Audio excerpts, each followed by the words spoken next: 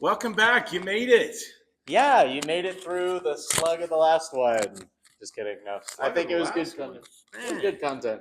I'm a pessimist towards myself. But we wanted to pick up where we left off. Where we leave off? Goals. We Hey, had those are pillars, pretty but important. yeah, we had pillars. But what are those pillars going to do? The open source strategy, all the fun stuff. You know what's funny? What is funny, Tex? I don't know. You need goals to support the pillars, don't you? Yeah. You know what's even funnier? What's that? Goals are nothing without pillars. Hey. Oh my gosh, Hey, it's there an we inverse go. relationship. You know what? I'm not known for my stand-up. Well, let's keep building the Coliseum here then. Yeah. So, here's the goals. What are we running? First of which Christian had gone over here, and so we want to prove that a community member can go all the way through, full stack. Right? You can start at the lower levels. You can take it and test and kind of write your own code, and then you can send that over and see if that works to be merged in the project. Does that help everybody? But we move that up, as you mentioned with Adam Dean, as you've tiered up or structured up in writing code and making reviews for others, you actually get the opportunity to have that title of a maintainer and make the decisions on what actually gets changed and placed down on the main code. and just to highlight, Cardano dresses is a unique animal too, because it's part of the core Cardano stack, but it's not an IOG only or IOI maintained thing. We have a big contribution with the Cardano Foundation as well. So Adam jumped into that, and without any of our involvement, has helped coordinate between IOI and Cardano Foundation post migration to actually get that build back up, and we're hoping to see a release or updated release come out of that repo here shortly. Absolutely. So far things going good. I'll let Adam at a later date actually give an update related to that. For sure. Well, let's hit those other four goals real quickly, and then we'll dive into them. So, why don't you tell me what they are? I'm familiar, but Actually, I have one for you. What does it mean to be better aligned with the governance policy? well, I think probably the best way to go over alignment with the governance policy is actually going to come down to the repos, right? And this ties in not only to technical sustainability, but also our governance and decision making, right? That's the two of these paired together. On the repos is short for repository, of course, but on each repo, you have a number of different things that are typically a standard, right? So you have your README, you have your license, and a lot of times you'll have, or most of the time you'll have a contributing and a code of conduct, right? These are all basic things where the README is telling you what the repo is all about, what the work that you would be doing is. The license is another layer or level of security that tells you what your protections are in building the code. Your contributing outlines the guidelines for actually being a contributor to this piece of code, right? So if you want to go and you fork it and you're testing something, if it doesn't apply or align with that contributing document, that's a reason why your code may not be accepted as part of a larger merge, right? Continuing on, there's a change log that'll tell you all of the changes, or all of the major changes anyway, that have been made on that repo before. That way you're not backtracking on something that's already been done. You're going to try to, if you have to update the repo, you want to know exactly what changed, or do you keep your older version? Absolutely. And a few other important ones here is going to be code owners and security. So code owners could also be called maintainers, but inside the repo, it's referred to as code owners. And then your security policy is going to be specific to Intersect, who's hosting these repos, right? We have the oversight on them from the technical sustainability piece there. So that's going to outline a further layer of security beyond the license status. There's some other things that are helpful. Security policy can fall into that because it's not a specifically stated requirement. It will be at some point in the future. That's good. But you can't enforce a security policy if there isn't an adopted one mainstay, which hits the other pillar of... I was going to say, that's another goal, is it not? Yeah, which is actually getting a standard-sized security policy and framework in place. If someone has an issue, where is it going? Yes, the governance policy gives you a way to escalate it, but how do you actually manage that once it's reported? And the OSC last Friday put the recommendation forward in partnership with the TSC, and we'll be rolling that out And I'll let Nick Clark or Adam give the full breakdown of that in a separate video. But that is coming. I'm realizing we were talking about alignment with governance, and I think we missed one of the big parts of that goal there. And it talks about doing that by open communication. Yeah, there's your working groups. Well, not just the working groups, right? Aren't we doing something specific before that?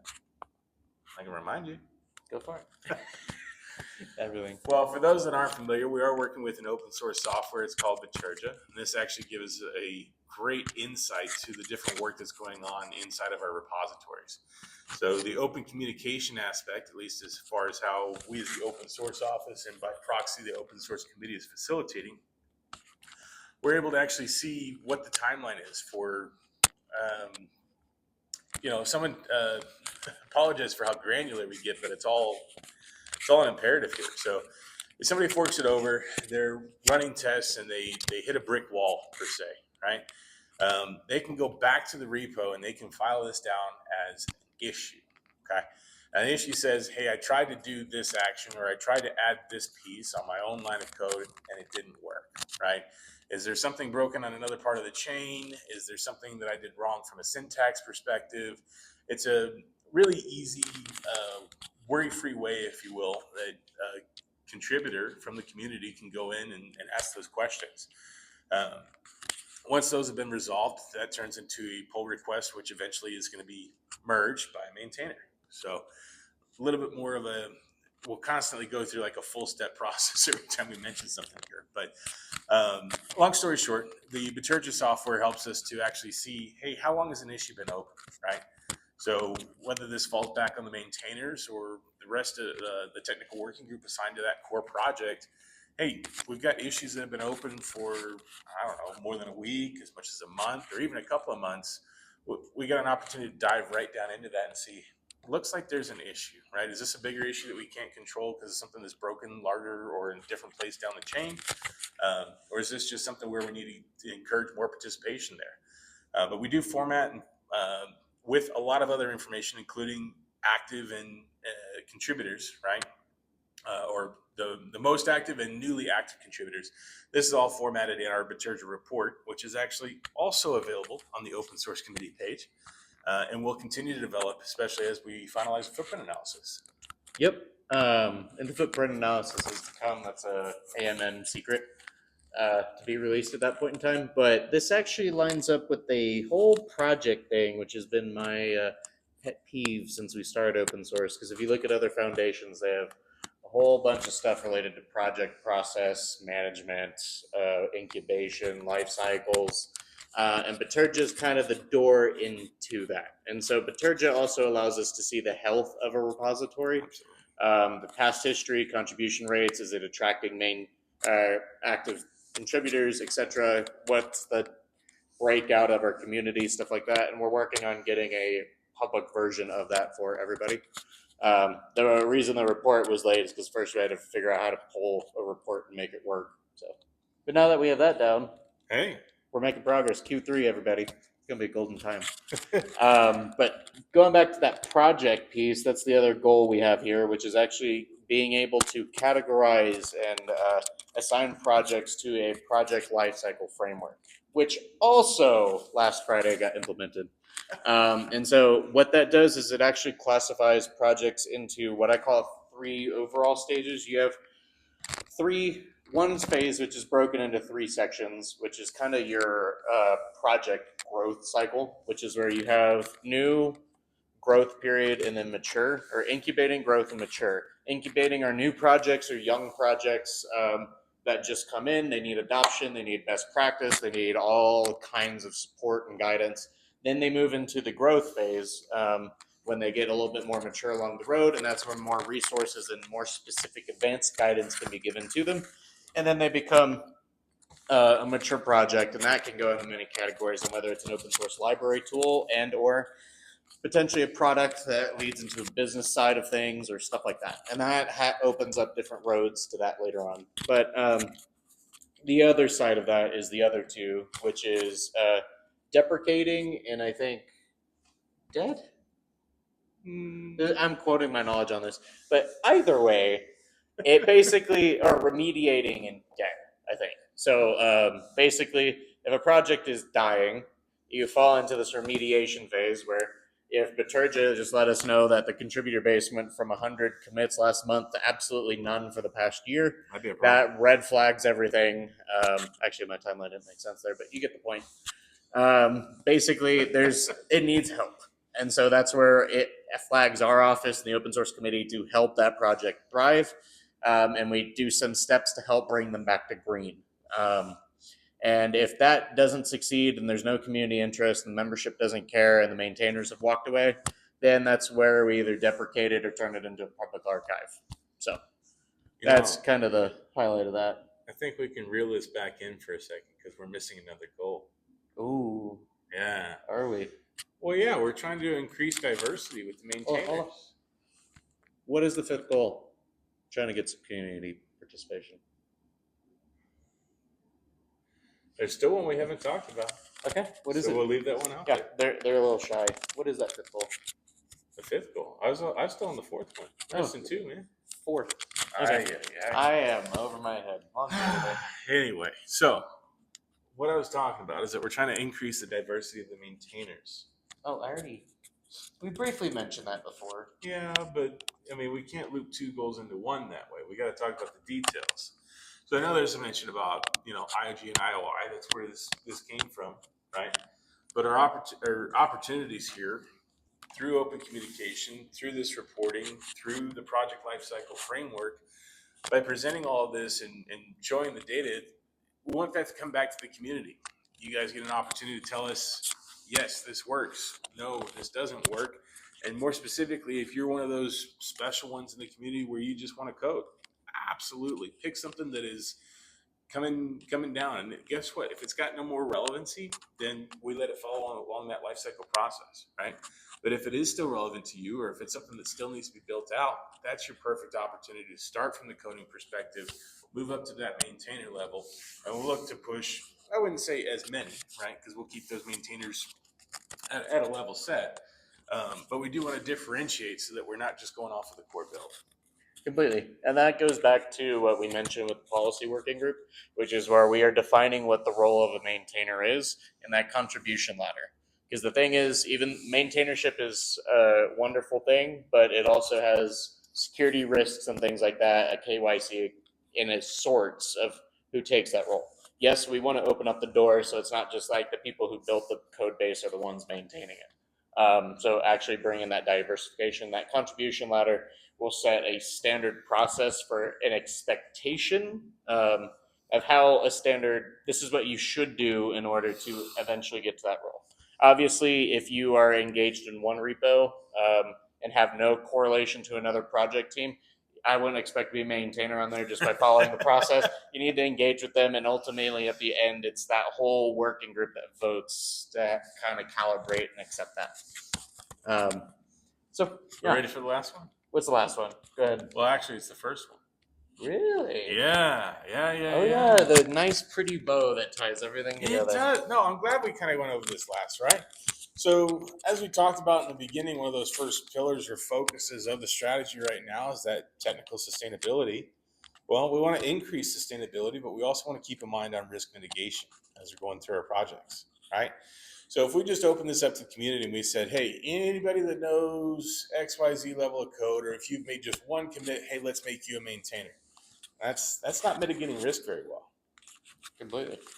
So part of the sustainability, scalability, as it was referred to earlier, and how that ties in with risk mitigation, all of these other goals actually fall right underneath that so that we can ensure that we've got a proper policy. It's a strategy, right?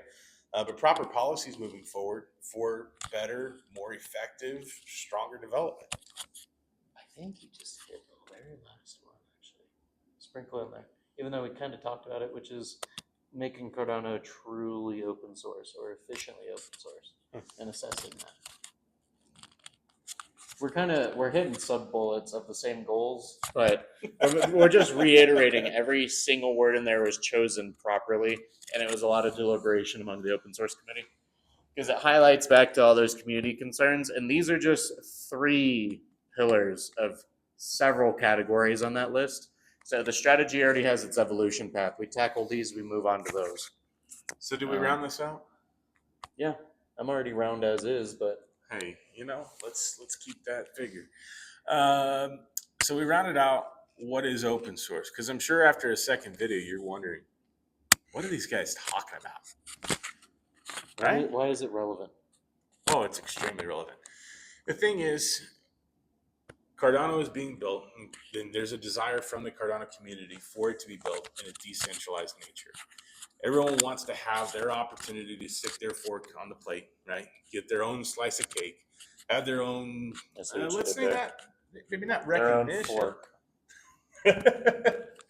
Oh yeah, just fork that repository.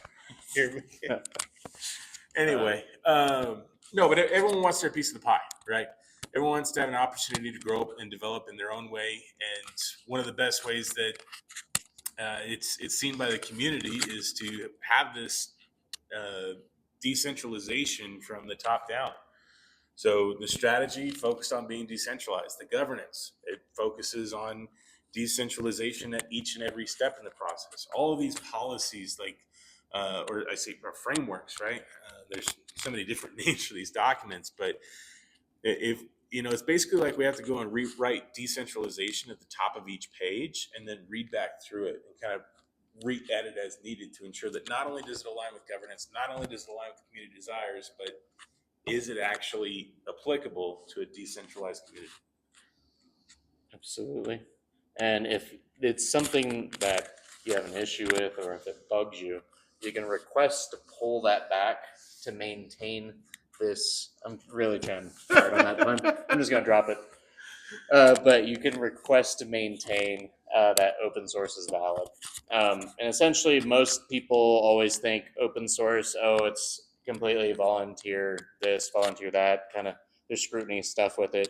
Yeah, open source has been around a long time. Yeah, there have been a lot of bad actors, but we are actually trying to learn from all those use cases, learn from these different foundations, meet somewhere in the middle, ensure that the community has a voice, the original projects are taken care of, and we are adopting the community projects, which project incubation, look towards Q3, we'll be opening the doors to that process. But ensuring that every single project has a reasonable reason to exist, had the opportunity to sustain itself, and go along that framework. We obviously hope everything's a mature project, but we just got to stay with the projects that are relevant, things that aren't adopted anymore, and just manage things effectively. But make sure that everyone had that shot to make it. And I think that's especially what lacks in an open source environment. That's our pledge to make happen. Sure. So we hang our hat on the wall if we do that successfully. I think it's about time that maybe we give everyone just a little bit of a break, right? Don't forget to like, comment, subscribe. Tell us what your thoughts are. Are we moving in a good direction? Are we moving too fast? Are we moving too slow? Is there something we need to go back through and break down a little bit further? Is our content boring? Do I need to do my hair a different way? If you have anything trollish to say, throw it in there. I like YouTube comments. They're the best place to find a best place of politics in the world sometimes. If you made it this far, just give us a break and throw that cowboy hat emoji down there in the comments. How about that? Yeah. Okay. Bye.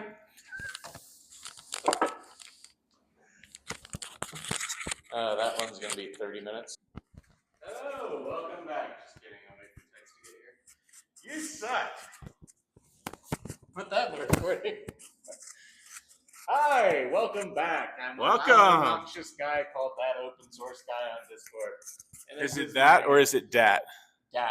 Dat. I don't know how to spell it. Gangster. Dat. Open source guy. Yeah, I was never in a gang. But we kind of wanted to touch base to everyone because, we had a fun little intro. Then we talked about why open source. Then we had the podcast series start. We covered a lot. Yeah, we went through your journey, how you understood Intersect Cardano, open source. Then we hit the strategy in the open source committee in detail. Well, it might forever be on my journey, I'll tell you. Yeah. It's a new experience every day. And that can be, I don't want to call it a slug, but it's a lot of information to get through. Mm-hmm. So we just kind of wanted to re-engage and try to pivot a little bit to kind of meet everyone where they're at. Well, I'll tell you, we got to take it back to why we're here, right? Yeah. We're presenting ourselves as the Open Source Cowboys. We keep talking about what is open source. We're bringing those topics back, even as we finish out the strategy. What is open source? Have we taught you enough? Have you done some of your own research? What questions do you still have? And how can we improve this content, right? That's really where we're getting at right now. Yeah. As someone who wants to totally quit their job and be a full-time YouTuber, please help me find my content, my dream to film about. Just kidding. You want to be a content creator? No, I'd never do. Oh my goodness! I am the content. But to be more serious and quite frank, we can talk about a plethora of stuff, but we want to make sure we are engaging y'all to make sure that whatever we talk about is flabbergasted you or left you in a state of amazement. I just like that word. You know, there's something I'm curious about with our audience. What's that? Well, we glazed over it right in the very, very beginning there. But I'm wondering, do any of you actually hold ADA?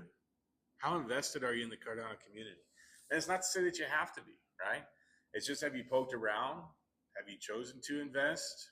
And how can we help continue to build on that journey to not only give you stake in your, let's say, potential financial investment, but stake in your educational investment here as well? Did you buy ADA way, way back and you're still wondering, oh, hey, Cardano's still here. Oh, yeah, I have ADA. Well, we're here to help re-engage you. What are your concerns?